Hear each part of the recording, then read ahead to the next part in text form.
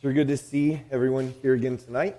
I'll invite you to turn in your Bibles to Psalm 34. The 34th Psalm will be where we'll at least begin tonight.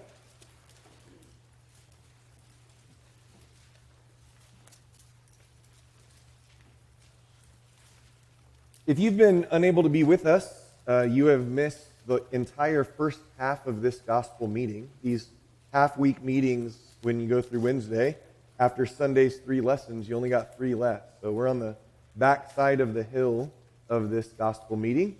It'll just take 3 times longer for those lessons to be preached.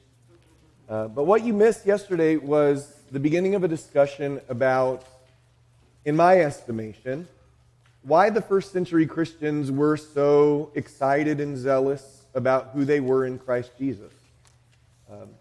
I've always been impressed with the fact that they seemed to know who they were, even without the New Testament scriptures being finished. They were being written during those days. But it turns out that the Old Testament is filled with predictions, prophecies, images, poetry that talks not only about the Savior, but about His children, us. And that's what we're trying to spend some time looking at, are things that are talked about in the Old Testament where we can find ourselves that the New Testament might make comment on, and putting the two together will help us a little bit, I think, increase our zeal and our passion for serving God. That's my hope. This lesson tonight is entitled David, Peter, and Me, or David, Peter, and You. And what I'd like to look at is how some things that David went through in his life were very similar to things that Peter went through in his life, and things that we might go through in our life.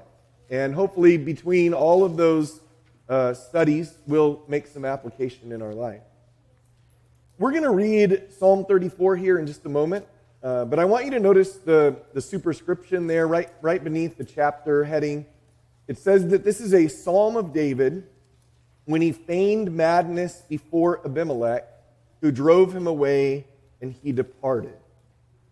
Now that word Abimelech is kind of like the word Pharaoh, but instead of it describing Egyptian kings, it would describe Philistine kings. And there's a story in 1 Samuel 21 that we're going to go look at in a few minutes, where David pretends to be crazy. He feigns madness before the Abimelech. And that king, actually the king of Gath, his name was Achish, he sends David away, and David's life is spared on that occasion. I want to tell you that there are some scholars that doubt this description. Over the years, there have been people that have challenged it and said something like this: how could David write a psalm of deliverance, thanking God for deliverance, when the way he was delivered on that occasion was dishonest, less than noble? He was being a coward. There was nothing heroic about what David did, and yet he seems to be praising God in this, and so some people doubt that description. I don't think we should have any reason to doubt it, but I do want you to notice while we read it what David was actually thanking God for. It doesn't sound like he's thanking God for deliverance from the king himself, but almost from his own guilt and failure and fear. So we'll have more to say about that. There are 2 psalms that the Psalms say were written on this occasion. Psalm 34, the other one is Psalm 56. And I'll just make a couple of references to it. We're not going to look at that in detail, but if you do want to read 2 psalms that were written during this time, Psalm 56 is the other. All right, we're going to begin by reading the entire psalm, and I want you to look for something while we do this. I want you to look for what David was feeling, like what was in his heart as he wrote these words, and then we'll make comment about that afterwards. Let's read together. I will bless the Lord at all times. His praise shall continually be in my mouth. My soul will make its boast in the Lord. The humble will hear it and rejoice.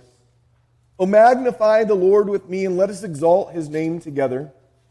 I sought the Lord, and he answered me, and delivered me from all my fears. They looked to him and were radiant, and their faces will never be ashamed. This poor man cried, and the Lord heard him and saved him out of all his troubles. The angel of the Lord encamps around those who fear him and rescues them. O taste and see that the Lord is good. How blessed is the man who takes refuge in him. O fear the Lord, you his saints, for to those who fear him there is no want. The young lions do lack and suffer hunger, but they who seek the Lord shall not be in want of any good thing. Come, you children, listen to me. I will teach you the fear of the Lord. Who is the man who desires life and loves length of days that he may see good? Keep your tongue from evil and your lips from speaking deceit. Depart from evil and do good. Seek peace and pursue it. The eyes of the Lord are toward the righteous, and his ears are open to their cry. The face of the Lord is against evildoers, to cut off the memory of them from the earth. The righteous cry, and the Lord hears, and delivers them out of all their troubles. The Lord is near to the brokenhearted, and saves those who are crushed in spirit. Many are the afflictions of the righteous, but the Lord delivers him out of them all. He keeps all his bones, not one of them is broken. Evil shall slay the wicked, and those who hate the righteous will be condemned. The Lord redeems the soul of his servants, and none of those who take refuge in him will be condemned. That's a beautiful psalm for all kinds of reasons. You may have noticed even there in verse 20, there's a reference to Jesus. John will quote that psalm and that verse to talk about how the bones of the Messiah were not broken as he hung on the cross. But did you catch what I asked you to look for? Did you notice what David was feeling as he wrote this? Go back to verse 4. Notice the end of verse 4 when he says that God delivered him from all of his fears. David was at a place in his life where he was afraid. That's not typical of David, but on this occasion he was. Look there at verse 6. My Bible says, this poor man cried. The footnote in the New American Standard has afflicted. David was afraid. He felt afflicted. Things weren't going well for him in many ways. Skip over there to verse 17. He speaks about the righteous crying, and at the end of that verse, being delivered out of their troubles. Verse 18 speaks of him having a broken heart and feeling crushed in spirit. Verse 19, many are the afflictions of the righteous. Have you ever had a time in your life where those were the kinds of things you were feeling? Brokenhearted, crushed in spirit. You just, everywhere you turned, it looked like it was bad news. And what you needed was for God to show up and help you in your situation. It seems as if that's what David is celebrating. That God is the kind of God who answers us in those moments. But to make sense of this psalm, I think we need to look at the story and think about some things that lead up to it. So let's go to 1 Samuel 21 and spend some time thinking about this failure in David's life. You know, most of the time when we think of David's sin, we think of Bathsheba and what he did once he finally sat on the throne, and we get to 2 Samuel, and he makes that terrible decision to call Bathsheba to his house, to his palace. When she gets pregnant, he ends up staging the murder for her husband, just all kinds of sin in David's life. But I'm going to suggest that where we first seeing the struggles of David in the form of sin and failure is right here in 1 Samuel 21. This is not a good chapter for David at all. In fact, in the beginning of this chapter, David is running away from Saul, and he's lying to the priest. He goes to the tabernacle, and he begins to tell them untruths, that he's on a mission. He's not on a mission. He's running for his life. And the more he lies in this situation, the more trouble it causes.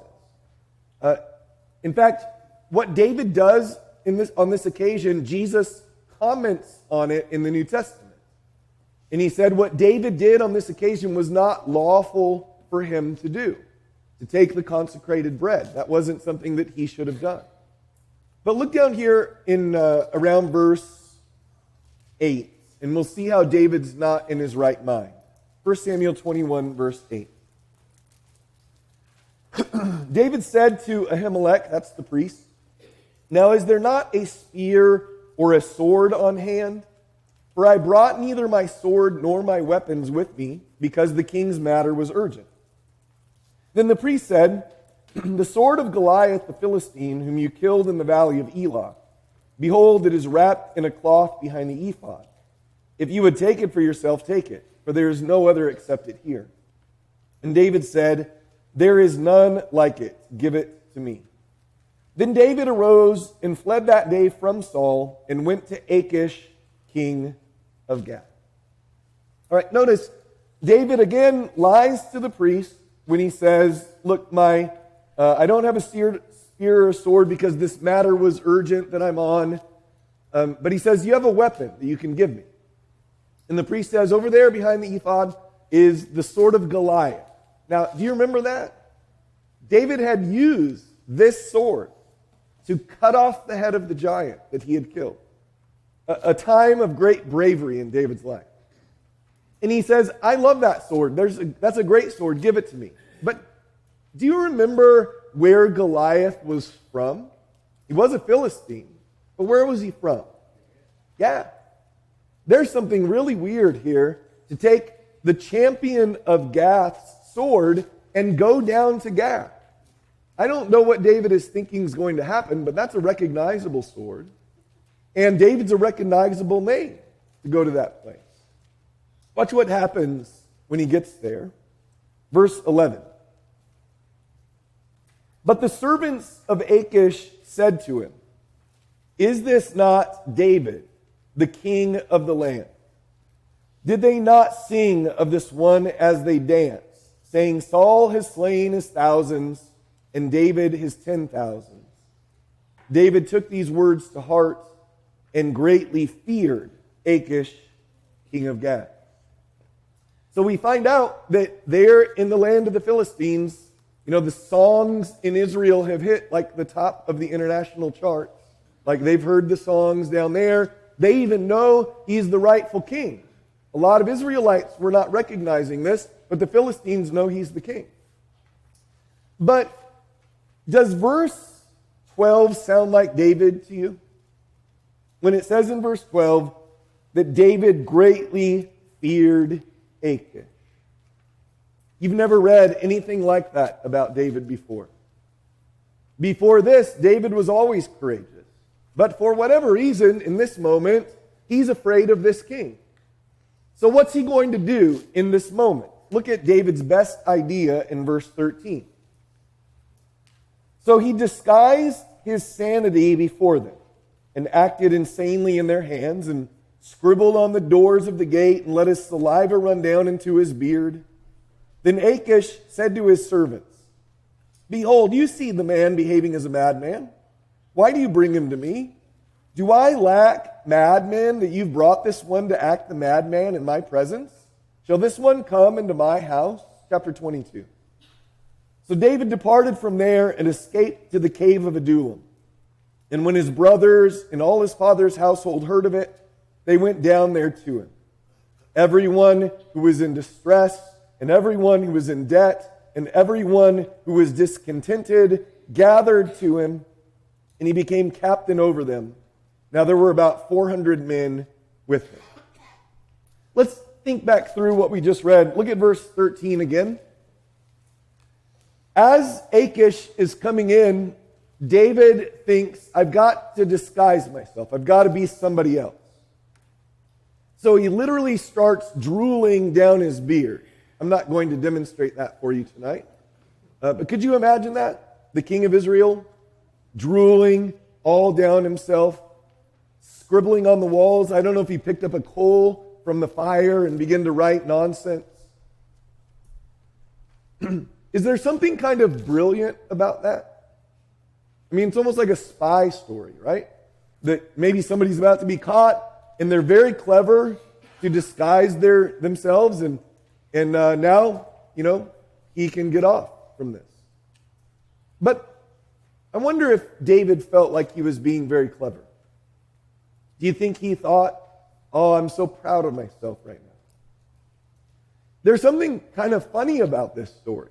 Do you guys agree?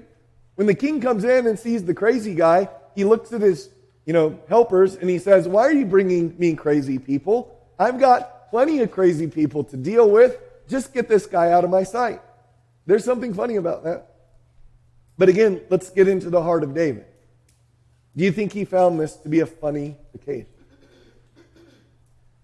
I read into chapter 22 because I wanted you to think about David going to the cave of Adullam after this. It sounds like it takes a little while for his friends and his family to hear that he's there, so he has some time alone. Have you ever done something in your life where you really disappointed yourself? You weren't what you should have been, and you laid down your head on the pillow that night and you thought, why did I do that? Now, I wonder if this might be the occasion where David wrote Psalm 34. Let me remind you of the first words of the psalm again. Listen to the first words of Psalm 34. I will bless the Lord at all times. His praise will continually be in my mouth. Or in other words, I'm never going to do that again. Like, you're never going to hear from me anything but claiming to belong to the God of heaven and earth. I'm not going to pretend like I'm not the Lord's anointed. What Psalm 34 is partly a psalm of confession, saying that's not going to be the life I'll live in fear. I'm going to bless God always, at all times, no matter how afraid I am. Now, here's the other interesting part about the beginning of chapter 22. I want you to notice it says that 400 men came to be with him. I call this David's 3D army because of the 3D words. Everyone who was in debt, everyone who was distressed, and everyone who was discontent. A great group of guys, by the way. These are the only people David can get around him to be the leader of. By the way, this might be foreshadowing, because David is the rightful king of Israel, but he's not recognized as such. And the only people he can get around him are these losers. Later on, the son of David will show up. And he is the rightful king of Israel. And he's unrecognized. And the only people that he can get around him are those in debt, distressed, and discontent. Right? So in this moment, in the cave of Adullam, David is showing us Jesus. I want to stop for just a minute, though. How do you feel about David's cowardice and his lies and his failure here? How do you feel about it? I'm disappointed in it. But I want to ask the question, why did it happen? How did he get to a place where he wasn't acting like himself? And so I'd like to do something with you that we don't always do in Bible study. I'm going to do kind of a fast forward up till this point in David's life. I think sometimes we take the Bible stories and we forget this is real life. This is somebody's real life. And instead of just taking one story at a time, these events happened in David's life. We're going to start by going back to chapter 15. Go to chapter 15. And by chapter 15, I mean 16. Chapter 16. Now, what I'm about to do in walking through David's early years should strike you. It should. But what I want you to do is I want you to think about a time in your own life when everything was changing really fast. Like life was coming at you like a million miles an hour and you felt kind of upside down. It could be good, it could be bad, it could be both. Maybe all of a sudden you left home and you were all by yourself and you went into the military or you went away to college. Nobody really knew who you were and you had all these new freedoms and all these new temptations. My question is, did you always handle that the right way? Maybe you got married and you're so excited about that. And then you went on the honeymoon and you realized, oh wait, this is forever with this one. Or you got a pink slip at work and you didn't know what was coming next. Or you got a diagnosis and you were sick, or somebody died in your family and it turned you upside down. Just think about your own life and how life can get complicated. And the question is, do we always handle ourselves the way we want to on those occasions? So, 1 Samuel 16, verse 12. So he sent and brought him in. Now he was ruddy, with beautiful eyes and a handsome appearance. And the Lord said, "Arise, anoint him, for this is he." Then Samuel took the horn of oil and anointed him in the midst of his brothers. And the Spirit of the Lord came mightily upon David from that day forward. And Samuel arose and went to Ramah. Do you remember this day in David's life? Something was going on at his father's house, but he didn't even get invited. The prophet, the judge, Samuel, came to look for the next king of Israel. Jesse doesn't even think that David's in the running, doesn't even bring him in, leaves him with the sheep. And as Samuel goes through all of the sons of Jesse, he keeps thinking this must be it. But he runs out of options. Have you ever had a day like this? Somebody comes out to the field, says, "Hey, you're wanted inside." And you walk into the room and an old prophet dumps oil on your head and says, "You're the next king of Israel." You ever had a day like that? That's strange. Does anybody know how old David was that day? Josephus says he was 10 years old. Josephus exaggerates a lot. And most scholars think 15. Could you imagine one of these 15-year-old boys all of a sudden being told they're the next leader of the nation? Do you think there'd be any challenges, temptations with that? Because here's the problem. It's going to be another 15 years before he actually gets the throne. Have you ever seen a Christian who was underemployed? You know what I mean by that? Like they get their degree and they walk into the company thinking they're going to get like the corner office, but they got to file papers. Some Christians lose their mind over that. But could you imagine being like the rightful king of Israel and having to wait 100% of the years you've lived to finally sit on the throne?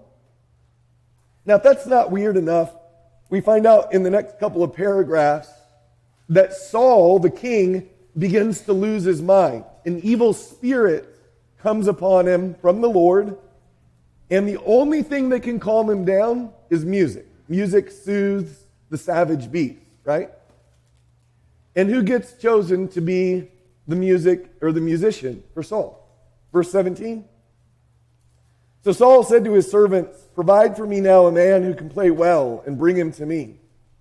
Then one of the young men said, "Behold, I've seen a son of Jesse the Bethlehemite, who is a skillful musician, a mighty man of valor, a warrior, one prudent in speech, and a handsome man, and the Lord is with him."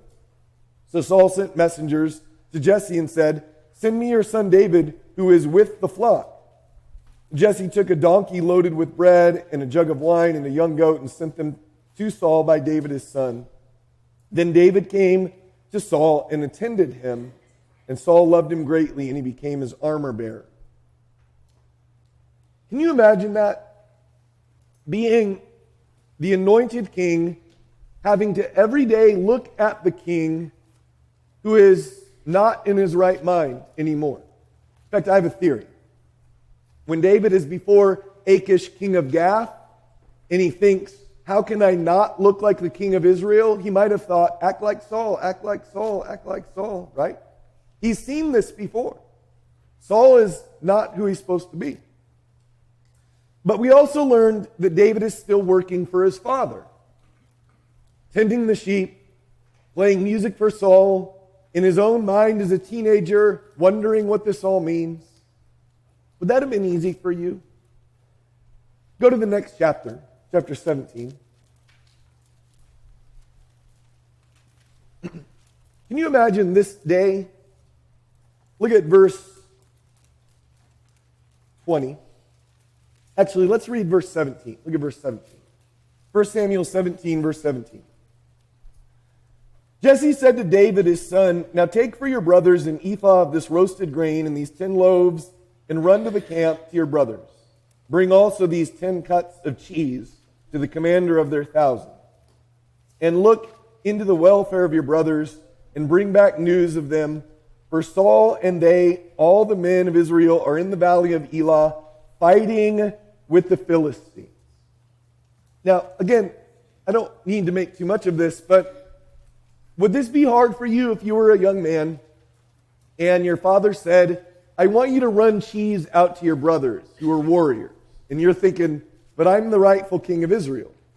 He's a gopher for his father. And what his father tells him in verse 19 about how the men are out there fighting with the Philistines, I wonder if David was excited to go see the battle.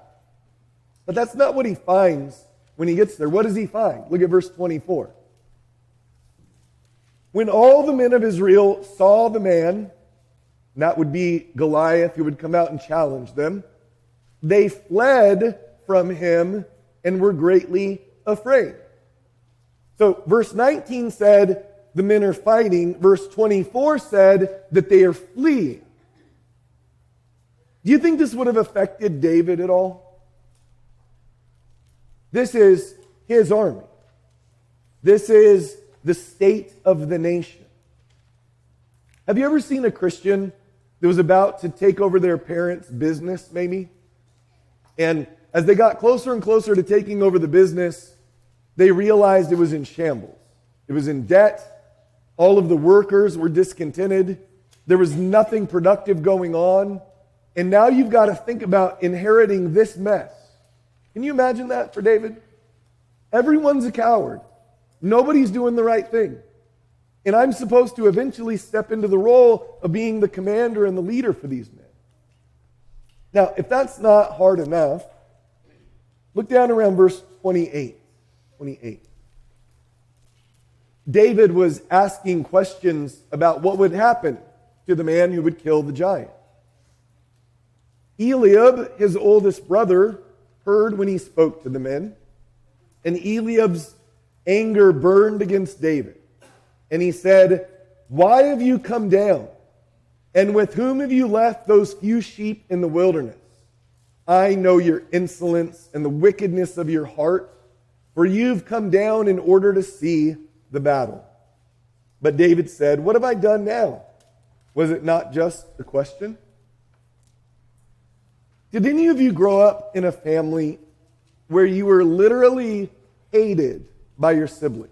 Not like the normal sibling rivalry stuff, but they hated you. They didn't like anything you stood for. And in fact, when you tried to ask the right questions in your family, this is what you would hear. "I know your insolence. You're just trying to make us all look bad. Why don't you just go where you belong and leave us alone?" We have some Christians like this up in Minnesota. They've been converted. They've come out of their family's religion to be New Testament Christians. And this is exactly the kind of thing they hear. When they ask a question in their family, they're told, we know your wicked heart. We know you're just trying to make us look bad." And I'll tell you something, it's one of the hardest things for them to deal with. And that's just one thing. But add that to what's going on in David's life. Is this getting complicated yet? Now think about what happens next. In fact, if it was me, this might have been my downfall. He kills the giant. Do you know why that was such a problem, or could have been such a problem?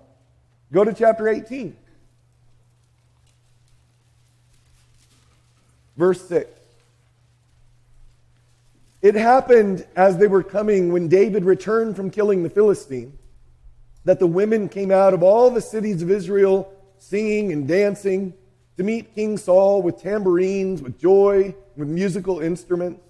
The women sang as they played, and said, Saul has slain his thousands, and David his 10,000s. Then Saul became very angry at the saying, and the saying displeased him. For he said, they have ascribed to David 10,000s, but to me they've ascribed thousands. Now what more can he have but the kingdom? Saul looked at David with suspicion from that day on. All right, this is a question for the men here tonight. How would you have done if you were a teenager or early 20s? I don't know how old David is here. And all of a sudden you went from zero to hero. Like everybody knew who you were. And you were the one that everybody celebrated. But it's not just everybody. It specifies that the women were all coming out singing about David. You ever seen a young man who grew up on the pews become like captain of the football team? You ever seen it? There's no challenges with that at all, is there? Like all of a sudden being the center of attention and everybody thinks you're something. You know what I love about David? He doesn't misuse that at all. He doesn't use that for his own gain. He doesn't play it up to make everybody mad at Saul. Saul's angry and jealous, which is another form of difficulty. But again, is this getting complicated for David? Look at what happens next in verse 10. Chapter 18, verse 10. Now it came about on the next day that an evil spirit from God came mightily upon Saul, and he raved in the midst of the house while David was playing the harp with his hand, as usual. And a spear was in Saul's hand. Saul hurled the spear, for he thought, I will pin David to the wall. But David escaped from his presence twice. You ever had a day like that? Like you went to work and your boss started shooting at you? I know we're in Texas, so that might happen actually, but like no, think about it for just a minute. This is real life. He goes in to do his thing, and Saul tries to pin him to the wall. He comes back, and it happens again. You think like the second time he ducked the spear as he was running out of the room, he might have thought something like this, God, what's going on? None of this makes any sense. Since the day that prophet poured oil in my head, nothing is going right. And I don't understand. Now, have you ever had your boss shoot at you and then look down at verse 17? Saul said to David, here is my older daughter Merab, I will give her to you as a wife. Only be a valiant man for me and fight the Lord's battles. Hey, I want you dead. You want to marry my daughter? Again, folks, this is real life. Is that complicated? What does a man after God's own heart do if he's going to get married? What do you think? You think David took that seriously, getting married? He read all the books, men are from Mars, women are from Venus. He got ready for the day. I have to imagine he did. Did anybody ever have this happen? Look at verse 19. So it came about at the time when Merab, Saul's daughter, should have been given to David, that she was given to Adriel the Maholathite for a wife. Did any of you walk down the aisle at your wedding, and when you got to the end of the aisle, the bride was marrying the best man? Did that happen to you? Folks, this is complicated. Have you ever seen a Christian who had an engagement not work out? Like they were thinking they were going to get married, and maybe a few weeks out or a few months out, they called it off. That can turn some people upside down for a long time, years even. That's just one thing in the list of things going wrong in David's life. Now, if that's not weird enough, verse 20 says, now Michal, Saul's daughter, loved David, and when they told Saul the thing was agreeable to him, Saul thought, I will give her to him that she may become a snare to him, and that the hand of the Philistines may be against him. Therefore Saul said to David, for a second time you may be my son-in-law today. I know none of you had that happen. The bride married somebody else, but she had a sister, so you marry her. Folks, When David comes out of the bridegroom chamber that day, and all of his friends are there, and they say, David, this is a great day. You're marrying Merab. And he says, no, I'm marrying Michal. And they said, no, we've got the invitation right here. It says Merab. And he says, no, things have changed. But first, we got to go get a dowry. Remember what the dowry was? 100 Philistine foreskins.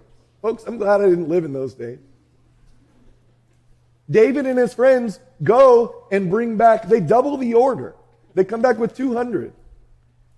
Look what the Bible says in verse 29. Then Saul was even more afraid of David. Thus Saul was David's enemy continually. Think about it. You think David's burdened, confused, struggling? I don't know if any of you got married. In the day that you got married, your father-in-law hated you for the rest of the time. But that's David's life. You know what? If I'm watching this as a movie, you know what I hope for? I hope that he and Michal, who love each other, can go have a nice honeymoon and maybe get some space and enjoy their young life. Wouldn't that be nice? That's not what happens. Go to chapter 19, look at verse 11. 19:11. Saul sent messengers to David's house to watch him in order to put him to death in the morning. But Michal, David's wife, told him, saying, if you do not save your life tonight, tomorrow you will be put to death. So Michal let David down through a window, and he went out and fled and escaped. Can you picture that? David flops down on the couch. Michal, I'm so glad we're finally together. I mean, I don't have anybody. My brothers hate me. Your dad hates me. Life's been really weird, but I love you, and this is going to be great. And about that time, she looks out the window, and she sees the house surrounded, and she says, I'm sorry, honey, but you've got to go. You have to leave. How long do I have to be gone? I don't know, maybe forever. Will I ever see you again? I don't know. Now, this is my imagination. As he crawls off into the darkness and looks back over his shoulder, and Michal's standing in the window with tears streaming down her face, where's David going to go? What's he got left? He's got a best friend. And I'll tell you, if you got a best friend, you can go through anything, right? But that's not complicated, is it? Do you remember who his best friend was? John. The son of the king that hates him. So David goes to Jonathan and says, look, your dad wants me dead. Everything's falling apart. And Jonathan says, I have a plan. Go away for 3 days. And I'm going to come back out to the archery range. I'm going to find out if Dad really wants you dead. If Dad wants you dead, when I go to the archery range, I'm going to send a lad, a young man, out into the field. And if I tell the lad, go further, as if the arrow's further away, then David, that means you need to leave, you need to flee. But if the coast is clear and Dad's okay, I'm going to shoot the arrow short, and I'm going to tell the young man, come closer, lad, come closer. So in chapter 20, David's hiding, waiting. Let's hide with him. You ready? Here comes Jonathan and the boy. There go the arrows. What are you hoping for? What are you hoping for? The lad walks out, and as the lad walks out, Jonathan pulls the bow and shoots one off into the distance. And you feel it before he says the words, go further, young man, go further. Do you know how this affected David? Look at chapter 20, verse 41.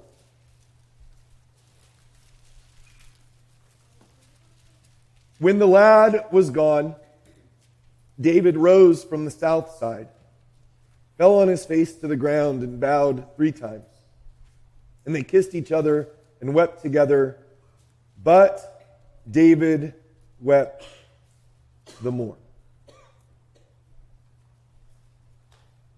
And that's the day that he runs to Nob, that he lies to the priest, that he eats the consecrated bread, that he takes the sword of Goliath, that he goes to Achish, king of Gath, and pretends to be somebody else.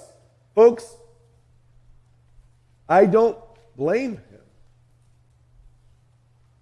Have you ever, when you've been living for the Lord, had these moments where you think something like this, like the psalmist in Psalm 73 said, what's the point of this?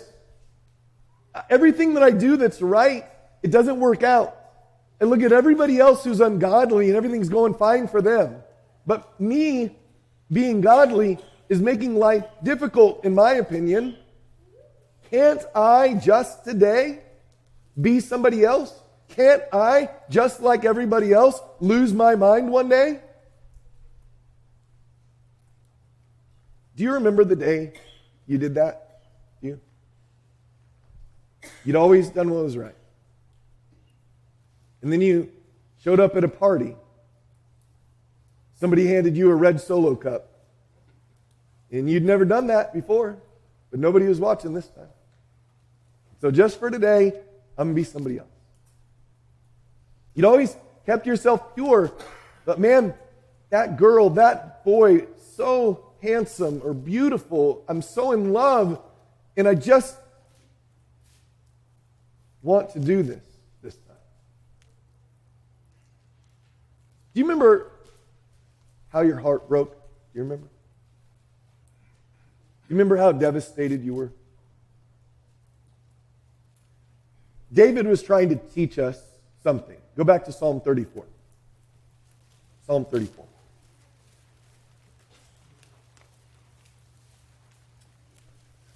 Psalm 34 is not just a psalm of deliverance, it's a psalm of repentance. It's not just a psalm of repentance, it's a didactic psalm. It's meant to teach us something. Here's the lesson. Look at verse 11. Psalm 34, verse 11. Come, you children, listen to me. I will teach you the fear of the Lord. Now, by the way, did David have children yet? We just read the story. No children yet. You know who I think he's probably talking to are those men that he was the patriarch of. The 400 in the cave. Listen to the question he asked them in verse 12.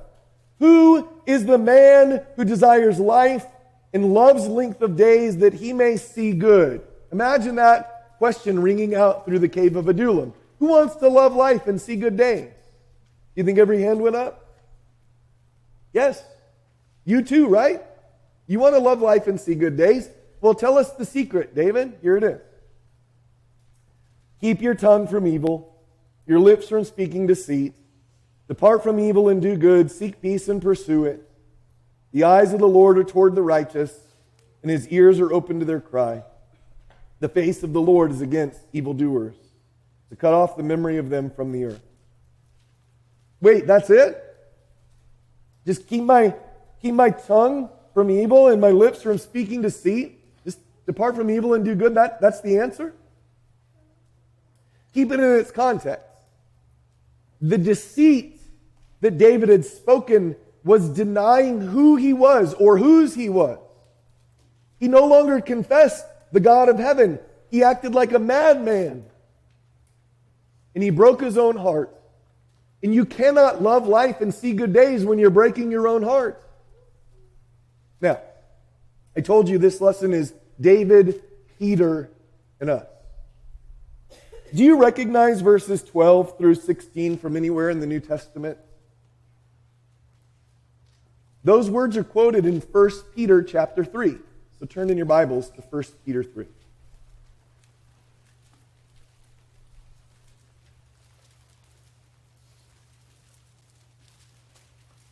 Right in the middle of this letter that Peter wrote, he quotes Psalm 34. It's one of the largest quotes in this letter, in fact. You'll see it there in verse 10 through 12. But I have a question. Why would Peter seize on this story and this psalm and write in a letter to people who were going through all kinds of difficult things? Don't forget, 1 Peter was written to people who were going through trials like fire. They were slaves who had evil masters, wives married to jerky husbands, people under a difficult government, people whose lives have been turned all upside down. And in the middle of his letter to these people who were in debt and distressed and discontent, Peter says, you want to love life and see good days? Keep your tongue from evil and your lips from speaking deceit. Now, question. Had Peter ever feigned madness? Had Peter ever pretended to be somebody else to deliver himself? Do you remember it? Jesus had told him that night, the devil has demanded permission to sift you like wheat. I think you guys know something about that in Texas. You know what sifting wheat looks like, right? Just throwing you up in the air, tossing you around. And it's going to be really hard for you, Peter. Peter said, I'll never do it. I'll never deny. In fact, just like David, who had cut off the head of the giant, Peter had taken out a sword in the garden and swung it at Malchus. You remember that? He was ready to fight. But just like a few minutes later, just like David after Goliath, Peter found himself around a soldier's fire. And a little girl said, you're one of them. And he cursed. And he swore. And maybe even drooled down his beard. I don't know. But do you know what he did? He broke his own heart. When that rooster crowed, the Bible says Jesus turned and looked at Peter, and you remember what it says? Peter went out and wept bitterly. So both David and Peter try to teach us something. What are they trying to teach us? Look at chapter 3 again. Verse 13. Chapter 3, verse 13 says, after the quote, who is there to harm you if you prove zealous for what is good? That is a great question. Can you answer it? Who is there to harm you if you prove zealous for what is good? Let's go back and whisper it in David's ear as he's in front of Achish, king of Gath. Hey, David, who is there to harm you if you prove zealous for what is good? You know what the answer is? Achish, king of Gath. He could cut off my head. Let's whisper it to Peter around the soldier's fire. Peter, who is there to harm you if you prove zealous for what is good? The Romans. They could put me on a cross right next to my Lord. But do you understand what Peter's really saying? Can they really harm you? I mean, if you do what's right and you end up suffering for it, isn't that better than suffering at the hands of the ungodly? Like, you cannot break your own heart. There are things worse than persecution. Who is there to harm you? And the answer is nobody. Because if David had his head chopped off that day, as it rolled to a stop, he'd appear before God, who would say, well done, good and faithful servant. You didn't deny me. If Peter had been hung on the cross next to Jesus, he would have appeared before God, who would have said, you loved life and you saw good days, didn't you? Christians, we're so afraid. We are so afraid that people are going to come at us as Christians and somehow ruin our lives. That cannot happen if we prove zealous for what is good. That cannot happen if we remember who we are. If we, like verse 8 says, are harmonious and sympathetic and brotherly and humble in spirit, not returning evil for evil or insult for insult. If we have hope and set Christ in our hearts as Lord, and we do not deny Him, we will love life and see good days. And I wish I would have known this lesson before I was young, or when I was young, before I got older. and broke my own heart so many times. I want to end with a story. I was studying this passage in 1 Peter 3 with a bunch of college students in Minnesota. There was a young man in that study named Eric Borlaug. He was one of those ones I was telling you about that when he became a Christian, his parents were merciless toward him, made life miserable for him. And every time that I would study with Eric that first year, he would just cry and weep and talk about how difficult life was. One day we had a study and he showed up and he wasn't crying. I said, "How are you doing?" And he said, "Actually, I'm doing really well." I said, "Good. Did your parents finally lay off you?" He said, "No, they're worse than ever." I said, "Well, why are you happy?" He said, "I read in the Bible where it says, 'Blessed are you when men persecute you.'" And he said, "I'm blessed. I'm okay." But you know what he confessed to me that day? He said, "You know, Andy, what was breaking my heart all that time wasn't how they were treating me. It was that when they treated me like that, I wasn't who I was supposed to be, and I treated them like that back." And he said, "I'm done doing that. I'm going to do what's right." Now, that had happened before this study. And when we got to this text, he spoke up. Eric spoke up and said, "Wait, is that all there is to it in verse 10? If you want to love life and see good days, you just have to keep your tongue from evil, your lips from speaking deceit. You got to turn away from evil and do good. That's all there is to it," Eric said.